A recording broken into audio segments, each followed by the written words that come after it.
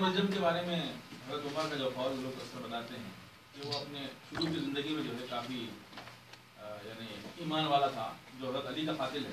جی جی بالکل، اس کی مثال اس پہ جلدی ہے نا. ظاہر ہے اگر آپ یہ کہیں کہ جیسا کہ اہل سنت الجماعت نے کہا اور حدیث کے اندر اس بات کی صراحت ہے کہ وہ کلاب اہل النار، جہنمیوں کے کیا ہیں؟ کتے ہیں. کون ہے؟ خوارج. اور خوارج کا بڑا رہنما اور اس سے بڑا کیا ہو گیا کہ وہ حضرت علی رضی اللہ تعالیٰ عنہ جو آپ کے چچاد بھائی خلیفہ راشد ہیں، جن کی بہت زیادہ فضیلت نبی اکرم صلی اللہ علیہ وسلم کی زبان مبارک پر وادی ہوئی، ان کا وہ قاتل ہے. لیکن اس کے باوجود کیا خوارج کافر اور مرتد ہیں یا کافر اور مرتد نہیں ہیں؟ اہل سنت والجماعت نے ان کو کافر اصلی میں شمار نہیں کیا. اہل سنت والجماعت نے خارجیوں کو کافر اصلی میں شمار نہیں کیا. اسی لیے حضرت علی رضی اللہ تعالیٰ عنہ نے جب ان سے قتال کیا تو اس کی علت بھی بتائی. پھر حضرت ابن عباس رضی اللہ تعالیٰ عنہ نے جا کے ان کو سمجھایا بھی. لیکن جب قتال کیا تو کافر اصلی کی طرح انہیں غلام نہیں، ان کی عورتوں کو اور ان کے بچوں کو غلام نہیں بنایا. اور اسی روایت میں موجود ہے حضرت علی رضی اللہ تعالیٰ عنہ کے اثر میں کہ انہوں نے اپنا بھائی کہا انہیں. ان سے قتال خروج کی وجہ سے کیا، ان سے قتال قتل کی وجہ سے کیا، ان سے قتال ارتداد اور کفر اصلی کی وجہ سے نہیں کیا. لہذا جو خارجی ہیں یقیناً اللہ کے رسول صلی اللہ علیہ وسلم نے ان سے قتال کرنے کا حکم دیا. اور وہ کتنے خطرناک ہیں خارجی، اس کا اندازہ آپ صرف اس دو واقعے سے کر سکتے ہیں. اللہ کے رسول صلی اللہ علیہ وسلم طائف سے واپس آ رہے ہیں، دشمنوں نے لہو لہان کیا ہوا ہے، فرشتے آتے ہیں اللہ سبحانہ و تعالیٰ کے حکم سے اور کہتے ہیں کہ اگر آپ اجازت دیں تو اللہ سبحانہ و تعالیٰ مکہ والوں کو دو پہاڑوں کے درمیان کیا کر دے؟ پیس دے، ختم کر دے. نبی اکرم صلی اللہ علیہ وسلم نے کیا فرمایا؟ مکہ والے ہاں کیا کریں؟ نہیں، طائف والے نہیں ہیں، حدیث میں مکہ والے. کیوں؟ اس لیے کہ سبب کون ہے؟ کس نے نکالا نبی صلی اللہ علیہ وسلم کو؟ آپ صلی اللہ علیہ وسلم کو اگر طائف والوں نے مارا تو سبب کون ہے؟ مکہ والے. اصل مجرم کون ہے؟ مکہ والے ہیں. اگر انہوں نے پناہ دی ہوتی اور آپ کے ساتھ اچھا سلوک کیا ہوتا آپ جاتے ہی نہیں. لہذا سبب کون ہے؟ آپ کو مار کھلوانے والے کون ہیں؟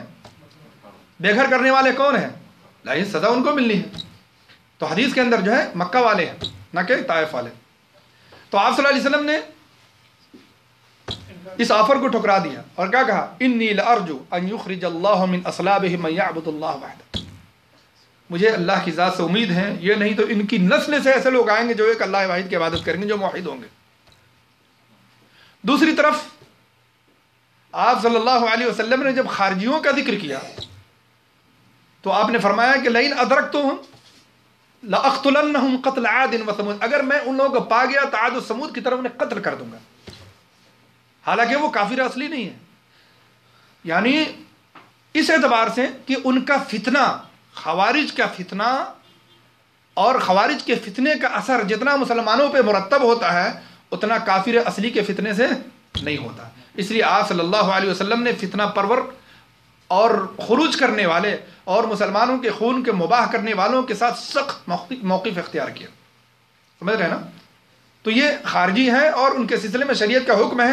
اور حضرت علی نے یا بعد کے ادوار کے لوگوں نے ان سے قتال کیا تو ان کے کفر اصلی اور ارتداد اصلی کی وجہ سے نہیں بلکہ ان کے خروج کی وجہ سے اور ان کے مسلمانوں کے خون کو بہانے کی وجہ سے اور ان کے خون کو مباح سمجھنے کی وجہ سے، کافر اصلی کی وجہ سے نہیں کیا. پھر آپ اہل سنت والجماعت کا عقیدہ واضح ہے کہ جو مرتکب کبیرہ ہے، جو مرتکب کبیرہ ہے وہ اللہ سبحانہ و تعالیٰ کے مشیت کے تابع ہے. اگر اللہ چاہے گا تو دنیا کے اندر جو ان کو سزا ملی ہے دیگر سزاؤں کی وجہ سے یا اور دیگر مکفرات کی وجہ سے اللہ چاہے گا تو اسے معاف کر کے پہلے ہی والے میں جنت میں داخل کر دے گا. اور اگر چاہے گا تو ان کے گناہوں کے بقدر انہیں سزا دے کر ایک نہ ایک دن جہنم سے نکال کے جنت میں داخل کرے گا. اگر ہم اس لیے ہم کہہ رہے ہیں اگر ہم انہیں کافر اصلی نہیں مانتے مرتد اصلی نہیں مانتے تو اس کا مطلب یہ ہے کہ ایک نہ ایک دن وہ جنت میں جائیں گے. وہ مثال اور ایک اور مثال جو ہے اللہ کے رسول صلی اللہ علیہ وسلم نے ایک شخص کے بارے میں کہا کہ یہ جہنمی ہے، حالانکہ وہ اسلامی لشکر میں تھا، آپ صلی اللہ علیہ وسلم کے ساتھ جہاد کر رہا تھا اور کافروں پہ بڑا شدید بھی تھا، کافروں پہ بڑا شدید تھا. جب آپ نے کہا کہ اگر کسی کو جہنمی دیکھنا ہو اسے دیکھ لو، صحابہ کرام پریشان ہو ان کے پیچھے لگ گئے. دیکھا کہ اس کا عمل اور کافروں کے سلسلے میں شدت بہت زیادہ ہے.